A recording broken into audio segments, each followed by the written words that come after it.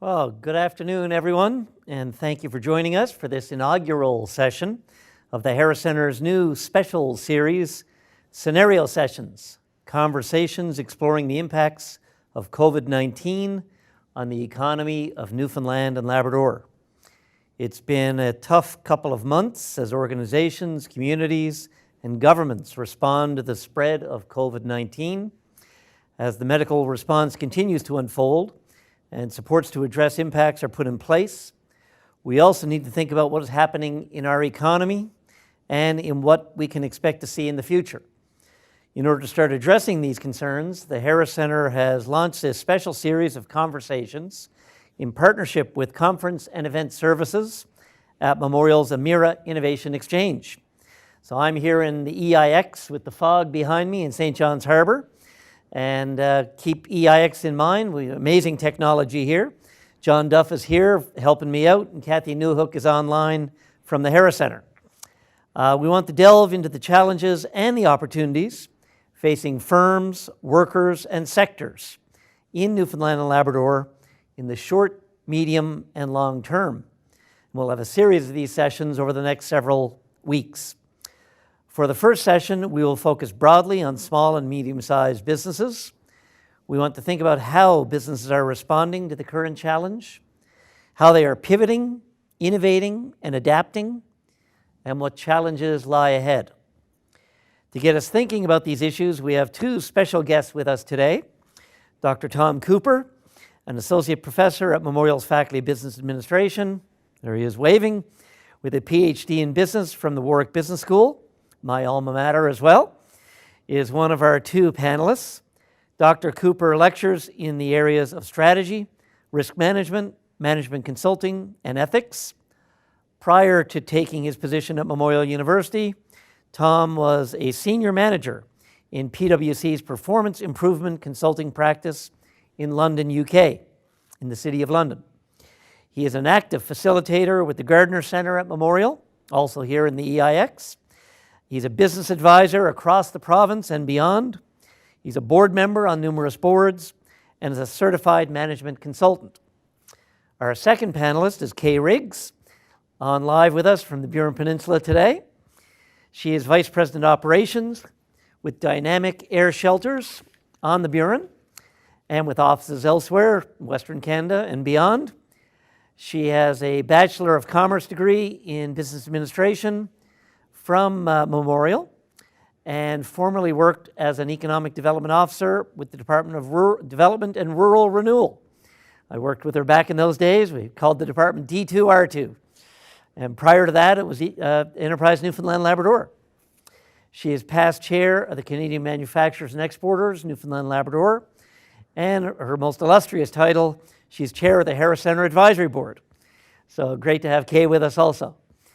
We're going to launch right into our questions, have discussion, also have opportunity for people viewing online to ask their own questions, and we have had some emailed in ahead of time as well.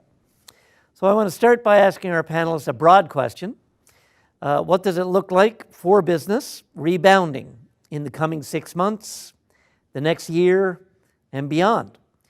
While some firms are doing quite well in the current situation, and others are unaffected, there are very many businesses and sectors devastated by the current situation. So what are the prospects going forward? Let's start with Tom. Sure. Thank you, Rob. Thank you, everyone, for dialing in today. It's a difficult time. And it's a difficult time because we have a lot what the great philosopher, I say that tongue-in-cheek, Donald Rumsfeld once said, we have a lot of unknown unknowns. If we look at previous crises, the learnings include there's uncertainty about the future economy, and that has a tendency to exacerbate a crisis. And the duration of the crisis, the longer it goes on, that changes consumer behavior, the way we do things, etc. And what's different about this is that we have a complete halt in many sectors, including hospitality, airlines. I was looking at St. John's Airport. There's 4 flights coming in today, 4 flights tomorrow, 1 to Toronto, 1 to Montreal, 1 to Gander, and I think it was 1 to maybe Goose Bay, and actually maybe not Goose Bay, but that's about it. So it's a crisis of the whole economy. 2008 financial crash, that was just the finance sector. So unlike SARS, and this crisis is global, I was living in the UK when SARS hit, and that didn't really affect the UK at all. So from a business standpoint, there's a lot of unknowns. There's lots of risks. And so there's a number of strategies trying to address that when you're in that kind of declining market or perceived declining market, in terms of, do you just decide to get out?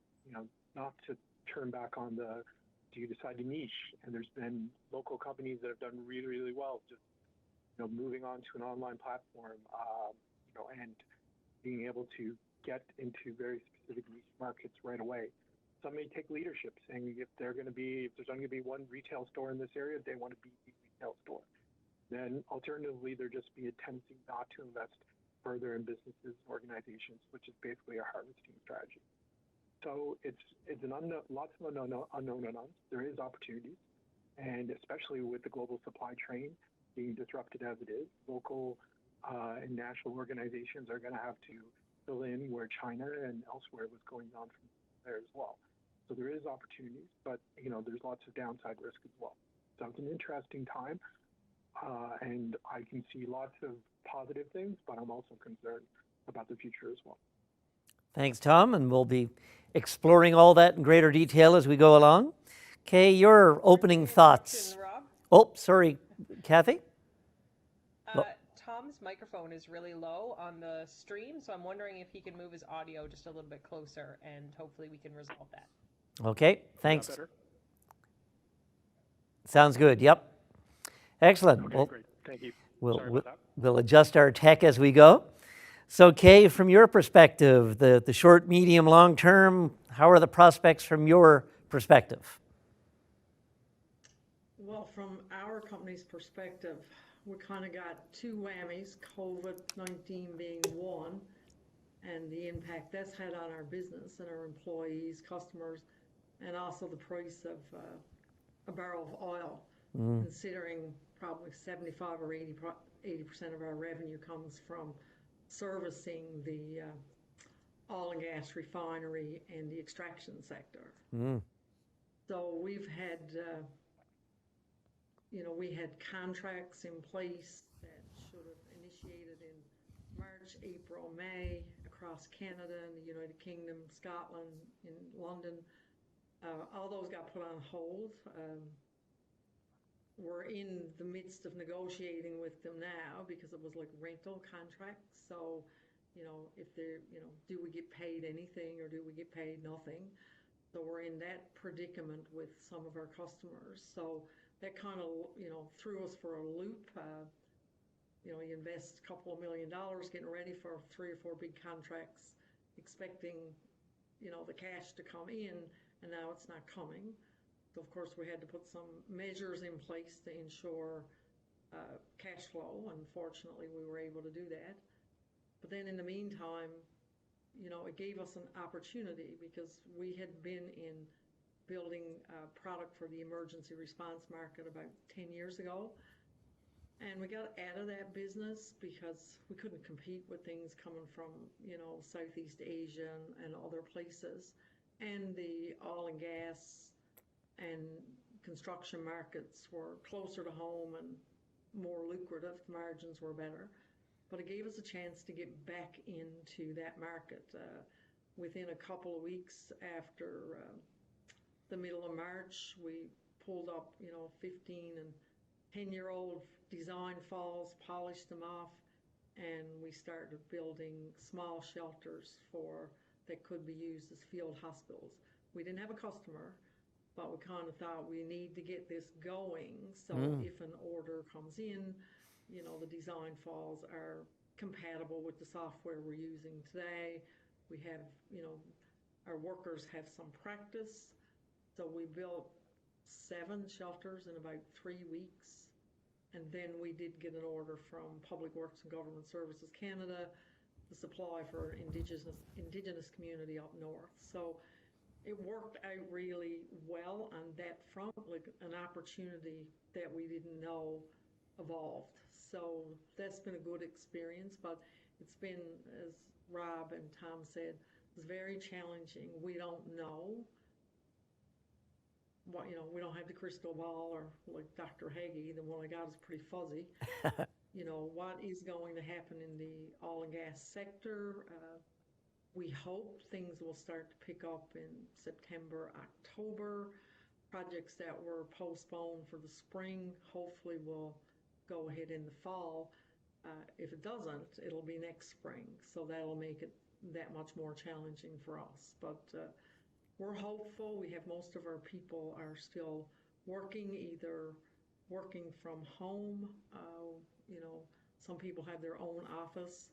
The production workers, we had about 25 on the production floor. So what we did was split them into 2 shifts, a day shift and an evening shift. So, less people in the same space, and the space is about 10,000 square feet. So, if they follow the rules, and they certainly seem to be doing that, they should be safe. There's a lot of adjustment, a lot of uncertainty, a lot of anxiety in a short period of time. Thanks, Kay.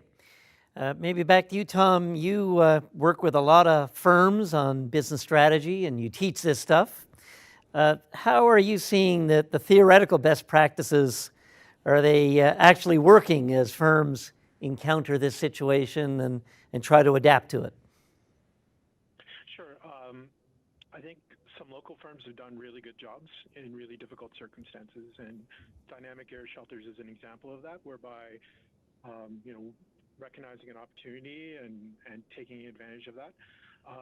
Even when it's on the negative side, for example, PAL, which Provincial Airways, which is one of the really, really well-managed company, they laid off their workers early. Now, you may be saying, hey, that's quite negative, but when you look at that, one of the reasons in strategy you do that is so that you can save cash. So when the economy does rebound, then you have that cash available and you can hire those workers back, and then you can take advantage of that as well. We've seen a number of local companies being able to move to an online platform very, very quickly when they haven't been before.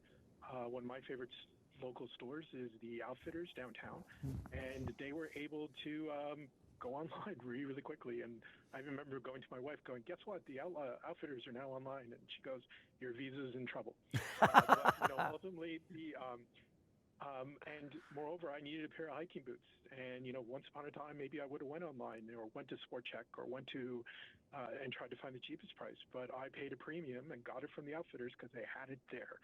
So from a supply chain standpoint, if you can take advantage of the fact that you have things here, you make things here, and we have, whether that's food or whether that's clothing or whether that's something that anybody needs, then taking advantage of the global supply chain disruption is a real positive. And also because we know that social distancing limits both the demand and supply of products, et cetera, how do you take advantage of that? So if you have a delivery model, for example, and companies and organizations have been able to put into delivery models, ones even artisans have been delivering to doors. And so I got a piece of jewelry for my daughter's birthday, and they delivered it right to my door. It was great. I just got a pair of pants just before the call.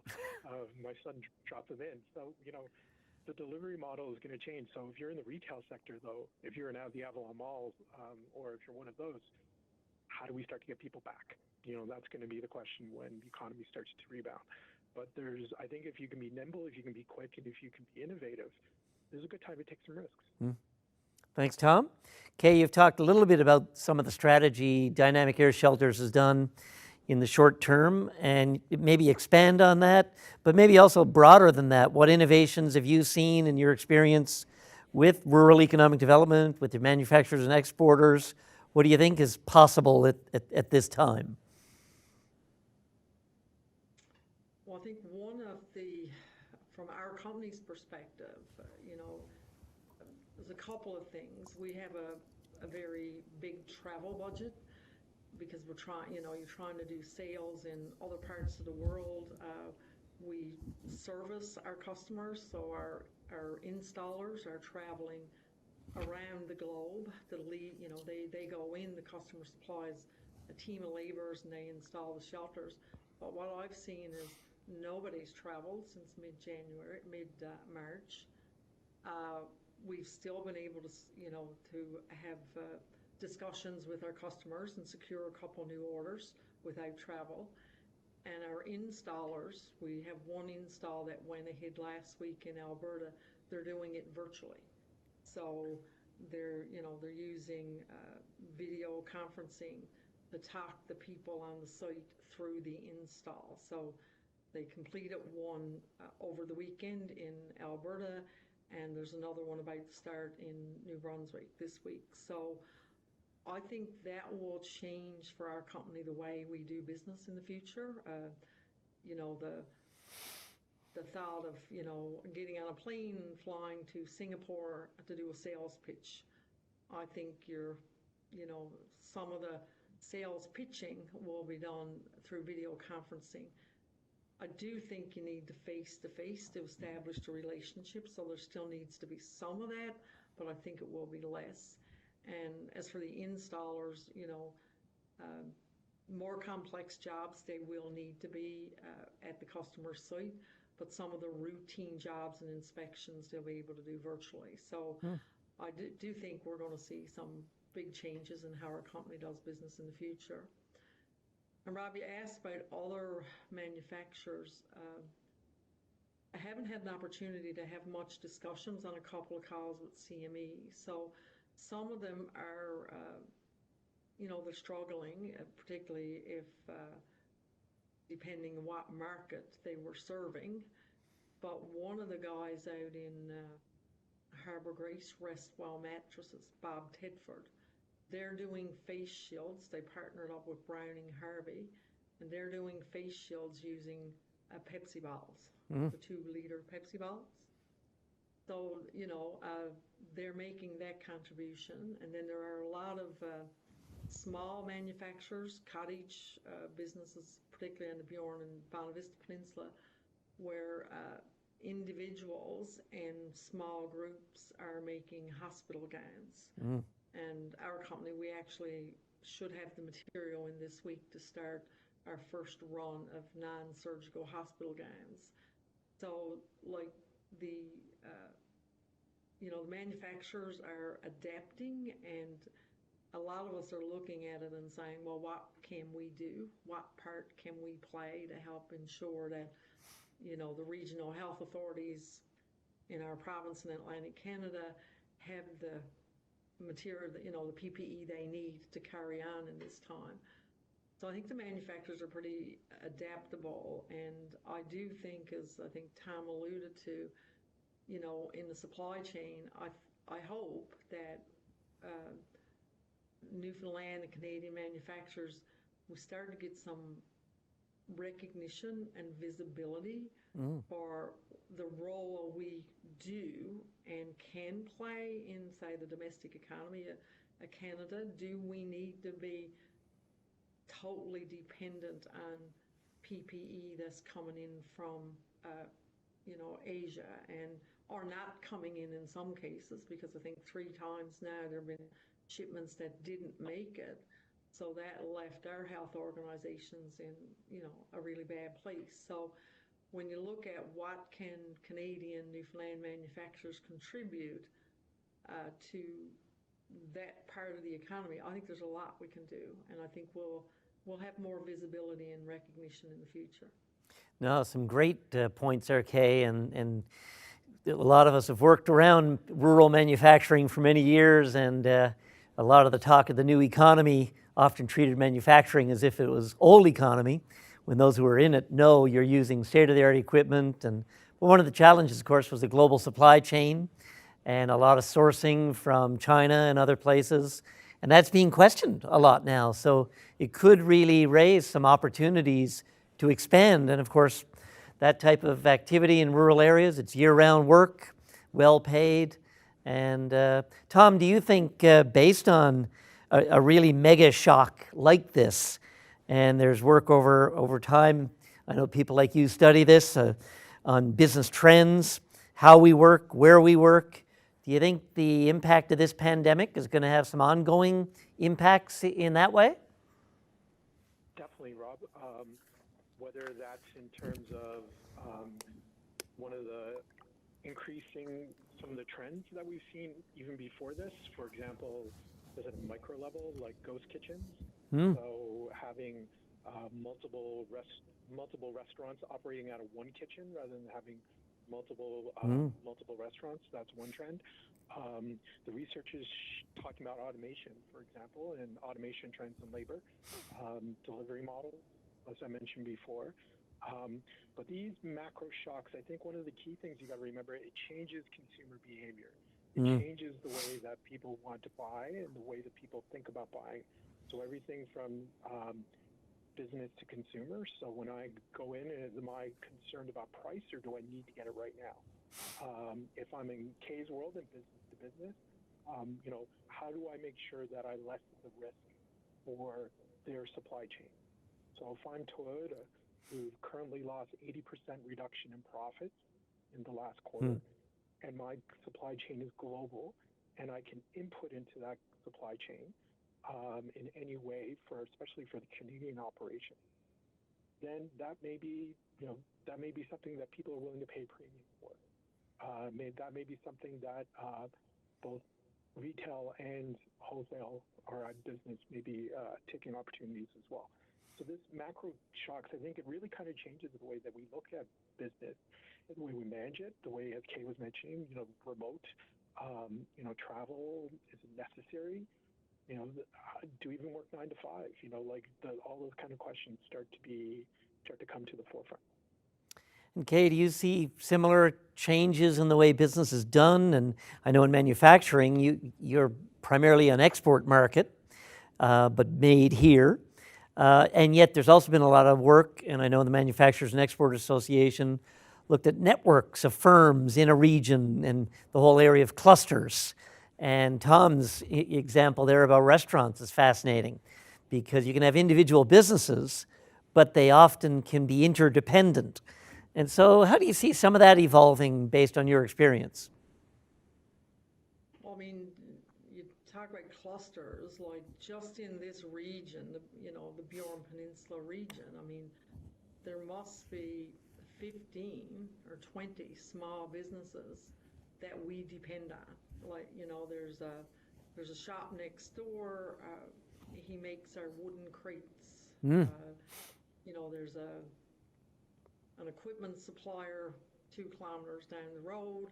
If we need a forklift or a backhoe or, some heavy lift work done, we contract him. We use, for visitors coming in, when this is over, we will have visitors.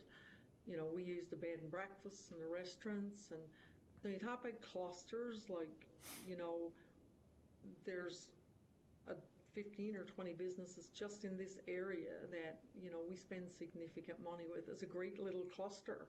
They wouldn't survive just on our part of the business, but when they got 30 customers like us, it makes their business viable. So, and there are not many businesses like ours in Newfoundland, but there's one in central Newfoundland, and they use the same fabric that we use. And on occasion, if he runs short or needs a specialty fabric, he'll call us. And, do you have a couple of rolls in this color? And it's great. We'll put it on a truck and send it off to him. And the next time he places an order, he'll send it back. So the more clustering you could do with businesses that they don't have to be in the same market or even in the same industry, but that would use the same services, transportation, accommodations, food sector, those type of services. And even possibly in some cases, you might be able to share specialty employees. If we needed, I don't know, we wouldn't need it, but somebody might need a metal fab welder with, highly specialized. And if there were a cluster in a region, maybe between 3 companies, that person could be contracted for 40 or 50 hours a week instead of everybody having to have one. That's expensive. And so there's lots of opportunities, I think, for companies to share. And you see that once you spend time sitting around tables and sharing stories is like, well, I could help you with that. Maybe you could help me with this. And we've done that in lots of cases. Right on. Lots of need also as we look at the demographics of the province. And we have lots of skilled trades who have worked in big industries, but some of them maybe can meet the needs of some of these firms like yours. And others maybe are thinking about entrepreneurship. And that's another key topic, of course. There's been a really active startup community in the St. John's region, and Corner Brook area has a lot happening. And there's some happening in different pockets around the province. What's going to be the impact of this pandemic on attitudes and willingness to start your own business? Do you think we're going to see less of it because of the impact negative some people have had? Or are we going to see more of it because there's a need? Do you have some advice for people thinking about going that route? And maybe, Kay, you start first on this one. Well, I think we're in for some rough times. People that have been, Newfoundland's been and Alberta's been in a rough spot for the last 3 or 4 years when it comes to job losses. High-paying job losses. So, and I think it's going to be tough for a while. So people will look for other opportunities. And, can I create a small business and make a living wage, and provide for my family and satisfaction? I think you'll see some of it. And it will come from need, but it will require support. Think about when I worked with government and, a lot of people had good ideas, but, you had to help them understand every good idea is not going to create a good business. You need to have a market. Somebody wants to buy your good or your service, and, your price point, and do you need financing? So I think there's going to be a real need there for coaching for individuals and startup support. If some individual is going to go out on a limb and start a business, even you look at the business plan, it looks like it's viable, it has a chance. They're still going to need some money to get started, and they're going to need to live. And, not very many businesses turn a profit in the first year or two. So you still got to be able to take some kind of a wage from your self-employed business. So I think there's an opportunity there for the province and the federal programs to get in there and back some entrepreneurs. They won't all succeed. However, if 100 starts and 20 succeeds, that's a success. Tom, your thoughts on entrepreneurship going forward from now? So we're going to see some reluctant entrepreneurs. We're going to see people who traditionally would have gone to the safety valves of Ontario or Alberta for jobs and realistically say, look, I'm going to stay here because of age or family or lots of reasons. And some of those businesses, as Kay indicated, will be successful because they get good supporting and have identified it. But I think it's really important that all entrepreneurs really kind of focus on their business model validation. And they got to look at what their market is, what resources that they bring to the table, what skills and expertise, what do they need to bring in, and how do they address those risks as well. But there is opportunities. If you look at the global supply chain, sorry to go back to that, but 45 to 25%, China covers off high-tech goods, machinery, household goods, and pharmaceutical and medical equipment. If 45 to 25% of the global supply is going to be reduced because borders are going to be closed, and if we can see a U.S.-China trade war or something like that emerges, then there's going to be niche opportunities, and there's going to be, once again, I think for entrepreneurs locally, if they can identify and they can maybe think big picture in terms of how do I help organizations that have to change around their business model because of this macro shock, then there can be some opportunities. But it's going to take some good management focus as well as government support in terms of low interest loans and taking a long-term view, as Kay kind of indicated. It's not going to be something that's going to pick up in 6 months. It may be 18 months, maybe 2 years, which for some people that may be too long. So it's really kind of recognizing the opportunities and taking advantage of them. Thanks, Tom. Well, I've got more questions I can ask, and I've got one emailed in, but we're getting short on time. So I think anyone in the audience online, you can, if you're viewing in YouTube, you can go to the comment section and ask a question, and John or Kathy will help Tom and Kay hear the question. If you want to email in a question, you can email it to Kathy Newhook at kathyn@mun.ca. And so please do send in your questions. Tom and Kay are good at thinking on their feet. I have one, though, for you that was emailed in from Memorial's Dr. Christina Fabretto. And she writes, thinking back to Newfoundland and Labrador at the end of the 1990s, pre-Hibernia launch, I recall the provincial government and the municipalities working to attract foreign businesses and to facilitate their establishment in the province to boost employment, especially in rural and coastal areas. I think of tax credits, free training of unskilled labor, assistance with logistics, loans from agencies like ACOA, price-reduced rent of buildings, etc. Do you see similar initiatives as possible or even probable in the post-virus, post-oil Newfoundland and Labrador? Any thoughts, comments on that, Kay? Well, I think that was the programs back in, the 90s, the EDGE program, the no interest, low interest loans is why Dynamic Air Shelters is in Grand Bank. See an opportunity it was a project, 6 months the project's over when the business in Alberta was growing and there was a shortage of labor there at the time, competitive labor, and there was, this place on the Bjorn Peninsula where they'd done like a small project and fish plants were closing, the government programs were attractive, the EDGE program, the supports were they were there. That's why the company's here. Now, can we, replicate that in the future?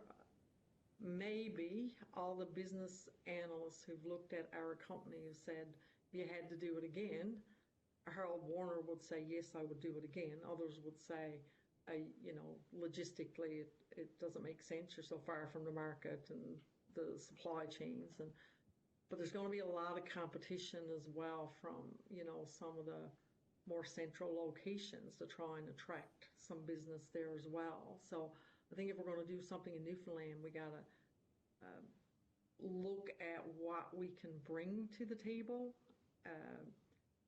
Low housing costs compared to some areas, the lifestyle, outdoor lifestyle, if that's what you like. So we got to look at what our strengths are, and then can we market that? And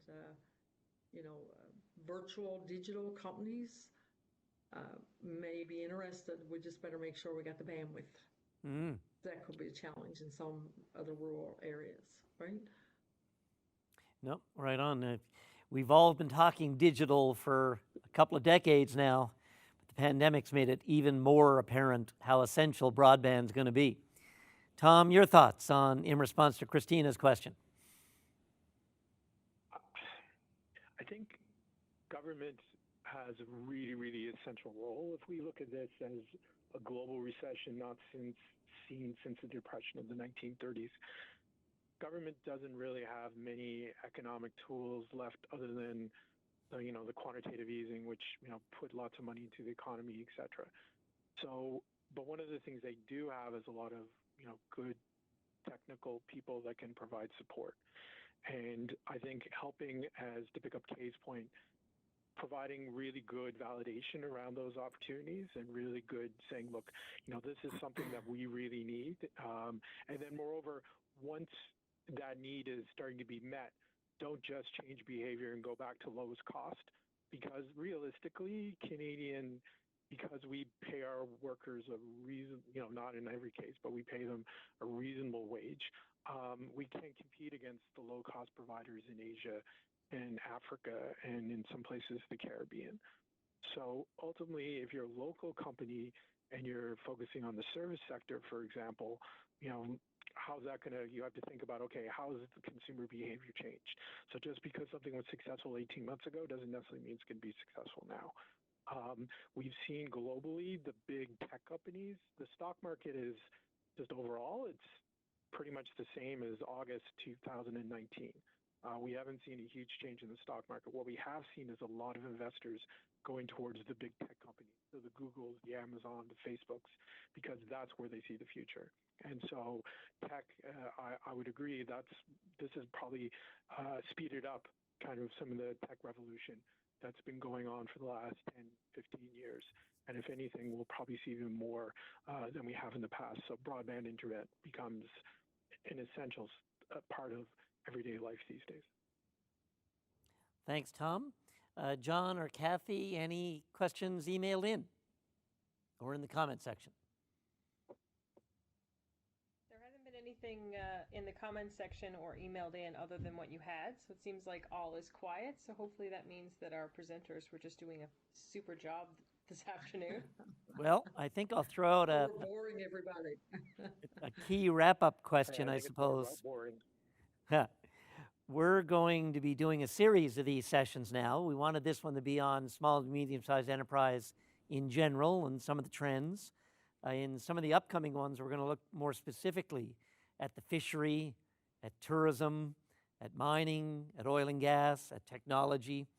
And so when you think about the fiscal situation of the province, when we look at the impact of the pandemic, there's a lot of people hurting in the employment situation now. We've seen government step in, the federal level and the provincial level. It's essential for a functioning economy to have those sectors that export, to bring new money in. So Tom, when you're looking forward to the next 6 months and a year and beyond, how long do you think it's going to be before we see oil and gas rebound?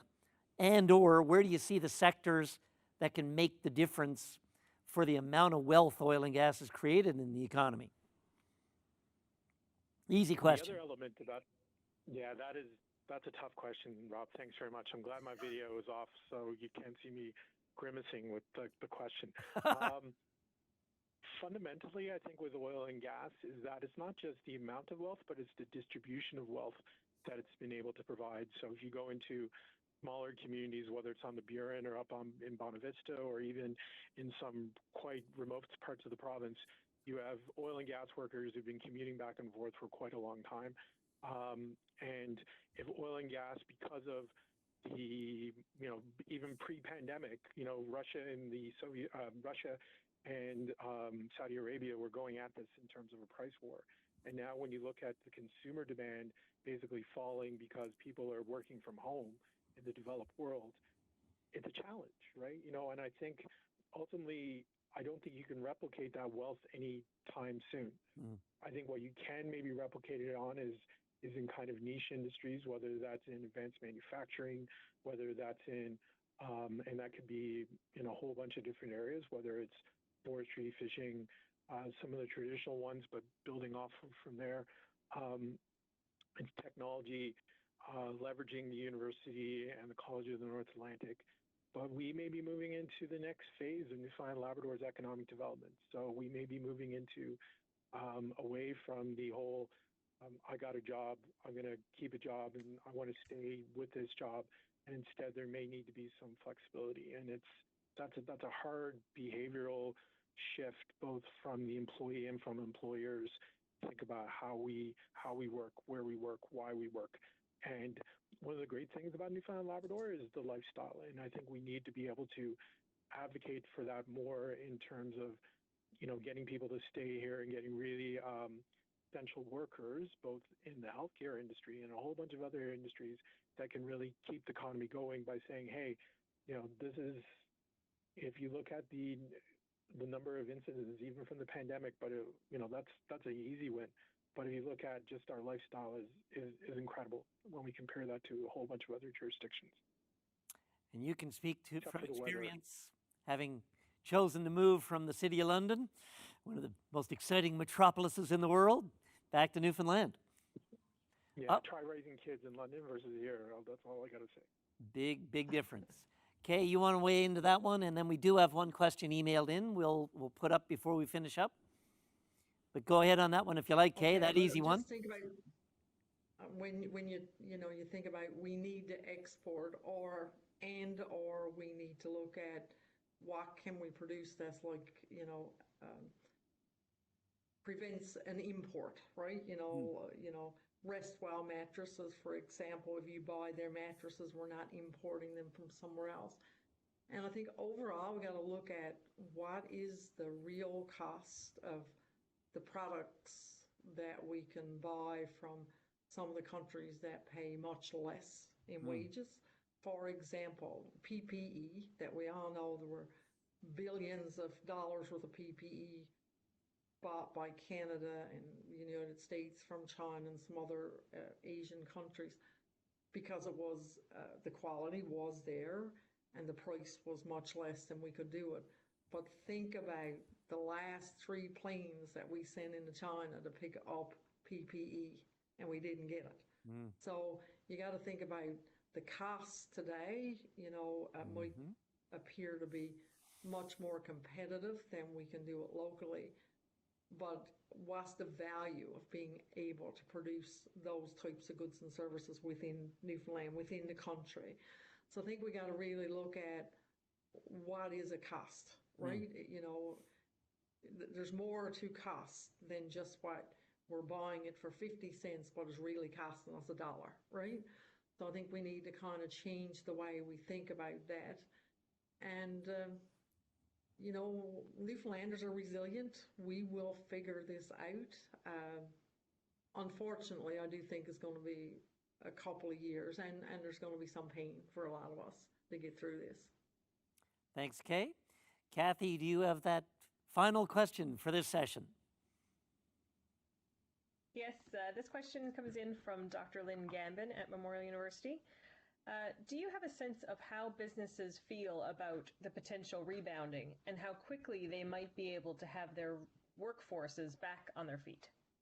Well, Kay should be able to speak from her own personal experience on that one. Yeah, I mean, we're hopeful that, for us, it depends on what happens with the oil and gas refinery sector. And, we hope that they're still going to be refining oil and gas. When we start burning more, they'll refine more. So, we're hoping, things will start to pick up in the fall. But like we expect it's probably going to be 2 years before we get back to, say, 2019 levels. So, we had 75 people on last year, and now we're down to 50. If we can maintain 50 for the next couple of years, we'll be doing well. I don't expect to see that we're going back to 75 unless some other things happen. So there's going to be a couple of years, I think, before, employers can start planning to bring back. I mean, the other thing you got to remember is we got to have cash flow, and that's part of the reason we laid off some people early was we got to preserve cash. So if companies don't have the cash and the markets are weak, they're going to be hesitant to start ramping up again. It's going to be tough. Thanks, Kay. Tom, your final thoughts on that question, and thanks, Lynn, for that great question. Tom, how would you clue up? I think there's no real answer in terms of how the business sector in general is feeling in terms of the rebound. I know they have, in speaking to business owners, some of them are super busy because they're trying to do things in different ways. And other ones are just waiting to see what the government supports are going to be and how do they access them. Right now, I think even for some organizations, it's a challenge to get their employees in the door because they feel there's quite right, perceived risk of infection just because you're going to be working close to people. There's a lot of challenges, but I think it's, once again, it's kind of where do you see your risk profile, what risk tolerances are you willing to accept as an organization, and what are you willing, but Kay's right, cash is king in this kind of situation, and if you have good cash flow, if you have access to cash, you have the long-term vision, and that's long-term being 5 years, and kind of even short-term in this case, maybe 2 years before some of those investments pay off.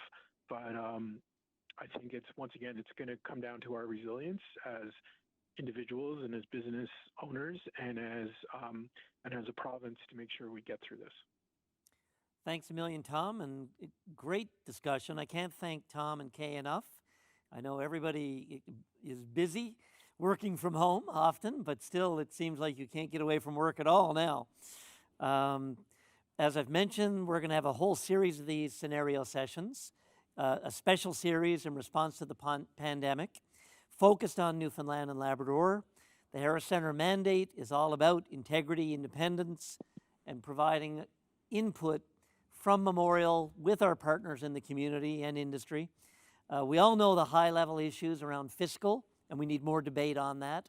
We know lots about the demographic situation, but it's really the enterprises in this province, private, social, co-op, with the entrepreneurs, with the corporate leaders, with the workers, with the unions, that are going to be able to power us through this and beyond.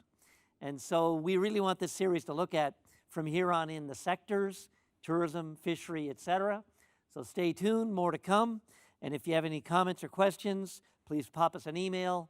Thanks again, Tom and Kay. John, Amira Innovation Exchange, superb job. And Kathy, thanks for you and the Harris Centre team. And thanks for you for viewing and participating. We'll see you again in the next couple of weeks. Take care. Thank you. Bye-bye. Thank you, everyone. Bye-bye.